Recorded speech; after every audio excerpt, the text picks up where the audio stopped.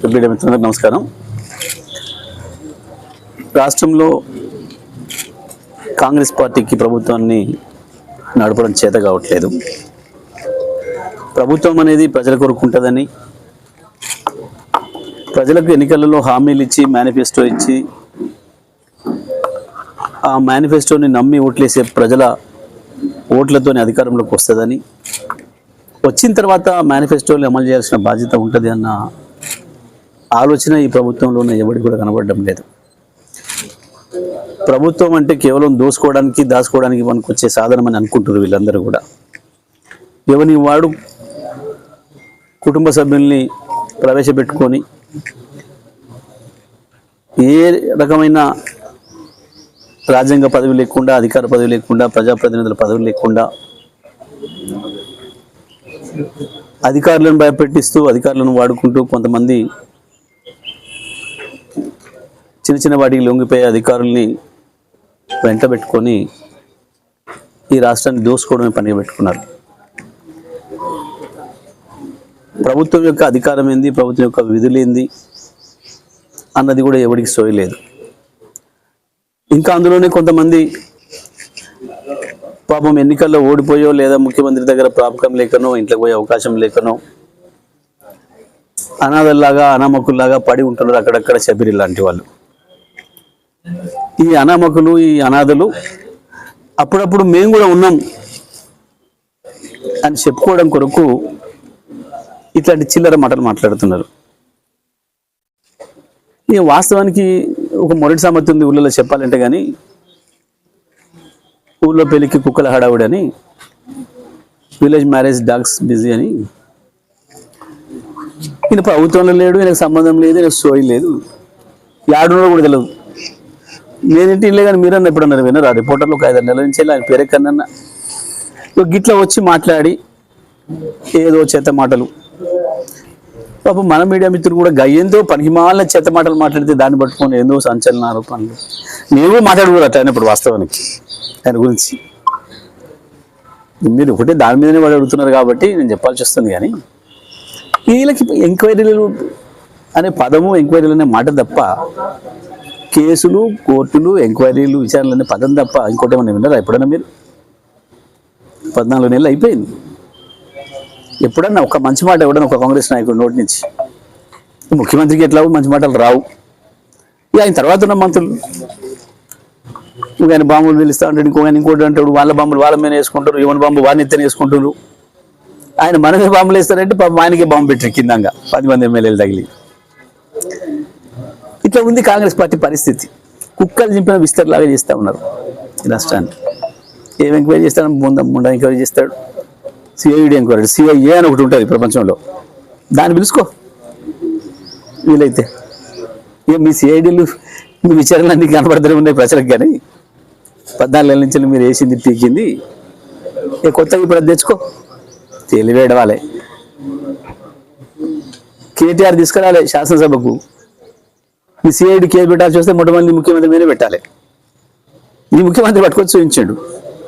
మొట్టమొదటి నీ party MLC చూపించి చెప్పిండు లెక్క. ఆ తర్వాత ఆయన నీ ఫ్రెండ్ బీజేపీ ఎమ్మెల్యే తీసుకొచ్చిండు శాసనసభలోకి. ఆయన ఏమగానే ఉరికి ముఖ్యమంత్రి తెచ్చిండు. గాలం పెట్టుకో, ఎంక్వైరీ సిఐడి ఎంక్వైరీ వాళ్ళ మీద చేయి. అంత తెలివేసింది వీళ్ళకు. అది బాజాబ్తా గవర్నమెంట్ డిపార్ట్మెంట్లోనే ఉంది. గవర్నమెంట్ వెబ్సైట్లో ఎంసీహెచ్ఆర్డి తెలుసా? దానికి అర్థమేమైనా?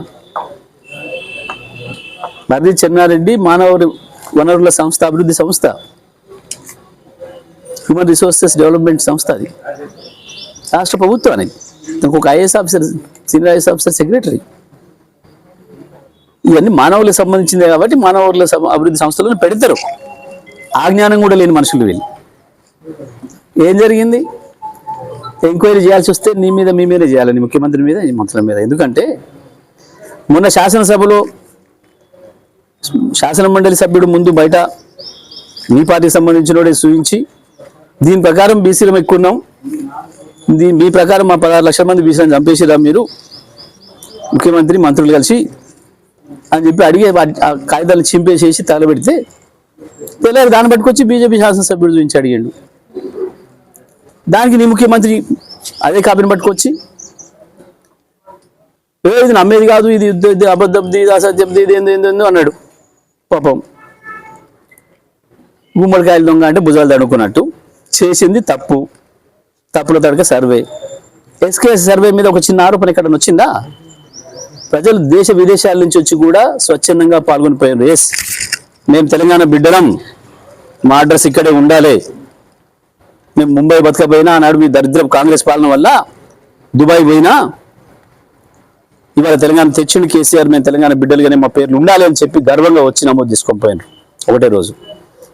నువ్వు ముండా సర్వే, నువ్వు చేసిన సర్వేకు ఇంటికి పోతే చెప్పులతో కొట్టేలు కొట్టారు ప్రజలు. ఎందుకంటే ఇదే రేవంత్ రెడ్డి చెప్పిండు, ఆడ తలకాయలు అడిగినా మీద తలకాయలు వివరాలు ఇస్తాడు అయ్యి అన్నాడు.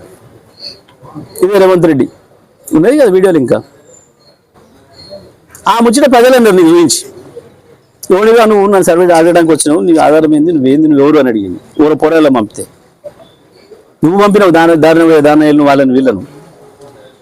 ఇంకా సిగ్గులో కూడా చెప్పుకున్నాడు వాళ్ళ మంత్రి, కుక్కలు వాళ్ళు పెట్టారు మా ఊళ్ళో పోతే కాదు, నీ ముఖ్యమంత్రి మీదకి నీ మీకు కుక్కలు వదిలినట్టు ప్రజలు. ఈ ప్రతినిధి పోతే పంపితే నీ ప్రతినిధి మీద కుక్కలు వదిలిండు అంటే నీ మీద వదిలినట్టు సిగ్గుండాలి ఏమన్నా చెప్పుకోవడానికి. ఇంకా చేసే అన్ని సిగ్గురద్రం పనులు సరేలేక చెప్పుకోండి. ఇంకా వీళ్ళు ప్రభుత్వాన్ని నడుపుతారు, వీళ్ళ బొంద. ఎవరికొనికి సోయి లేదు, ఒక పద్ధతి లేదు, ఒక బాధ్యత లేదు, ఒక కోఆర్డినేషన్ లేదు. చెప్పిన మాట మీద చెప్పాలి, ప్రభుత్వం చెప్పాలి, ఎందుకు తగ్గిందో చెప్పాలి, ఎందుకు వాళ్ళు నీ సర్వేలో పాల్గొనలేదో చెప్పాలి, నీ మీద నమ్మకం లేకనా ఎందుకు పాల్గొనలేదో చెప్పాలి, లేదు మళ్ళొకసారి చెయ్యాలి. ఇది నువ్వు ఈ రాష్ట్రానికి ద్రోహం చేస్తున్నావు జనాభాను తక్కువ చూపించడం ద్వారా. రేపు పార్లమెంట్ సీట్లు రియార్గనైజ్ అయితే ఉన్న సీట్లు పోయే ప్రమాదం వచ్చింది. అసలే తక్కువ ఉన్నాం మనం సౌత్లో. మనం జనాభా నియంత్రణ అమలు చేయడం వల్ల, సిన్సియర్గా కేంద్ర ప్రభుత్వం ఆనాడు తెచ్చిన చట్టాన్ని అమలు చేయడం వల్ల జనాభా అడ్డగోలు పెరగక మనం ఇప్పటికే నష్టపోయి ఉన్నాం. ఉన్న దాంట్లో కూడా ప్రతి మనిషిని నీ బిడ్డను నువ్వు లెక్కేసుకోవాలి. కానీ చూడండి, ఒక కన్నతల్లిలాగా పుట్టిన పిల్లలు జారిపోతుంటే ఎత్తుకొచ్చుకుంటారు, శంకరుని నెత్తిలోని పెట్టుకొని మోసుకొచ్చుకుంటారు భుజాల మీద వాడిని. ఈ రాష్ట్రానికి ముఖ్యమంత్రి అంటే గట్టి ఉండాలి. కానీ ఆ సోయి లేదు, ఏడోడా జారిపోయి నాకెందుకు. 16 లక్షల జనాభా లెక్కలు రాలేదంటే ఎంత సిగ్గుమాలిన చర్య నీకు చెప్పుకోవడానికి. ఇంకా దానికి గొప్ప పని చేసినా అని అసెంబ్లీలో పెట్టి ఇంకా దేని పెట్టినా తెలియదా ప్రజలకి? ఎందుకు మాట్లాడుతున్నారు ఇప్పుడు తప్పుడు మాటలు అంటే? స్థానిక సంస్థలలో మరొకసారి మోసం చేద్దాం అనుకున్నారు ప్రజలు. ఎన్నికలప్పుడు ఒకసారి మోసం చేశారు, సాధారణ ఎన్నికల్లో దేవుళ్ళ మీద ఓట్లేసి పార్లమెంట్ ఎన్నికల నాడు మోసం చేసిండ్రు, అన్ని తేలిపోయినాయి. ఇప్పుడు ఈసారి మెజారిటీ జనాభా ఉన్న బీసీ ఎస్సీ మిత్రుల్ని మంచి చేసుకుందాం, ఈ ఒక్క ఎన్నికలు ఉన్నాయి ముందట, ఈ బయటపడేసుకుంటే మనం అడిటోడి చూద్దాం, ఈ 3 ఏళ్ళ తర్వాత కదా మమ్మల్ని వీకేసేది, 3.5 ఏళ్ళ తర్వాత కదా అని ఈసారి కూడా మరోసారి మోసం చేద్దాం అనుకోని ముందరకు వచ్చింది. వాస్తవానికి పాపం వాళ్ళు ఆ 1000 గొంతులు లక్షల డబ్బుల కార్యక్రమం వాళ్ళు తీసుకున్నారు, నువ్వు ఇంకా చేస్తారని. బీసీ సోదరులు నువ్వే ఎన్నికప్పుడు హామీ ఇచ్చినావు కాబట్టి, కామారెడ్డి డిక్లరేషన్ ఇచ్చినావు కాబట్టి అడుగుతున్నారు. మరి నువ్వు ఆ ఎన్నికలు పెట్టాలనుకుంటే మళ్ళీ లెక్క పెట్టమని అడిగిండ్రు. దానికి వాళ్ళని మోసం చేయడానికి అసెంబ్లీలో పెట్టి నేనేదో కేంద్రానికి పంపినా ఇక కేంద్రం ఇస్తలేదు అని చెప్పి ఇక బీసీ బిడ్డలు అమాయకులు పాపం ఇక చెప్పగానే మనం నమ్మేస్తారు, ఇక మన వెనకాల వస్తారు, మనం చేకొట్టుకుంటా అని చెప్పి కళలు కానీ పెట్టిండ్రు. ఇది రివర్స్ దాన్ని ఇప్పుడు అనుకున్నది ఒకటి అయింది ఒకటి. దానికి గిట్ల పన్నోడు మున్నోడు లేనోడు లేచి వచ్చి ఇదోటి అదొకటి మాట్లాడి మళ్ళీ కేసీఆర్ని అంటేనే కదా మా పూట గడిచేది. జనం కూడా కోపానికి వస్తున్నారు. ఎన్నిసార్లు తిడతారు ఆ కేసీఆర్ని, బుద్ధులు నీకేమని అని చెప్పి అంటూనే ఉన్నారు ప్రజలు. ఊకే కేసీఆర్ మీద ఏడుస్తావు, లేడు కేసీఆర్ అంటావు, కాసేపు కేసీఆర్ని మాయం చేసినా అంటావు, రోజు తిరుపతి వెంకన్న తెలిసినట్టు, రాముల వారిని తెలిసినట్టు, మా యాదగిరిగుట్ట లక్ష్మీనరసింహస్వామిని తెలిసినట్టు రోజు ఒకసారి తలపడుతుంది నువ్వు నీ మంత్రి వాళ్ళు. ఓ కేసు పెట్టాలంటాడు, ఓడు ఆడికి రావాలంటాడు, ఓడి ఈడికి రావాలంటాడు. ఏడికి ఎప్పుడు రావాలనో కేసీఆర్కి తెలుసు బాగా, ఎప్పుడు రావాలని ప్రజలు కోరుకుంటారో తెలుసు, ప్రజలు కూడా ఎప్పుడు వస్తే సంతోషపడతారో కూడా ఆయనకు కూడా తెలుసు. ఈ చిల్లర మాటలు, చిల్లర వేషాలు, వీటితో ఉన్న పరువు అవుతుంది కాంగ్రెస్ పార్టీకి, అంత మించి ఏం లేదు. Right, thank you. మాకు రాదనుకుంటారు భాష. మేము మొదలు పెడితే మీ ముఖాలు ఎత్తుకొని తిరగలేరు. ఇంకనంటే ఎందుకంటే ఎంక్వైరీ చేస్తాడట, ముందే చేస్తాడట. నీ వెబ్సైట్ ఉండి ఎందుకు మాయం చేసినావు? వెబ్సైట్ ఎందుకు పని చేసినావు? ఎవడు దొంగ? నువ్వు కదా ఇప్పుడు తాళం వేసుకుని ఎందుకు వేసుకున్నావు? అసెంబ్లీలో చర్చ కాగానే బయటికి పోయిండు ముఖ్యమంత్రి, అది తీసేది ఆర్డర్ చెప్పొచ్చు. నిమిషాల మీద ప్రజలు చూస్తూనే ఉన్నారు, డౌన్లోడ్ చేసుకుంటూనే ఉన్నారు, టక్ పని బంద్ అయిపోయింది. నవ్వుకుంటారు అసెంబ్లీలో అందరూ అటెండర్లు కానిచ్చి, ముక్కు మీద వేసుకుంటున్నాం. ఇదేం ప్రభుత్వం భయ్, గమ్మతున్నారు వీళ్ళు అని చెప్పి. ఇక ఇట్లా పడుకున్నాడు, నిద్రపోయినాడు, కార్పొరేషన్ అక్కడ ఉన్నాడు, ఇంకోటి అక్కడ ఉన్నాడు, లేచి వచ్చి రేవంత్ రెడ్డికి నేను కూడా నాకు గుర్తు చేసుకొని చేసే ఈ చిల్లర మాటలు ఇవి బంద్ చేసుకుంటే మంచిది. కాంగ్రెస్ పార్టీ పరిమాణం ముచ్చట్లేవి. తగ్గిన 16 లక్షల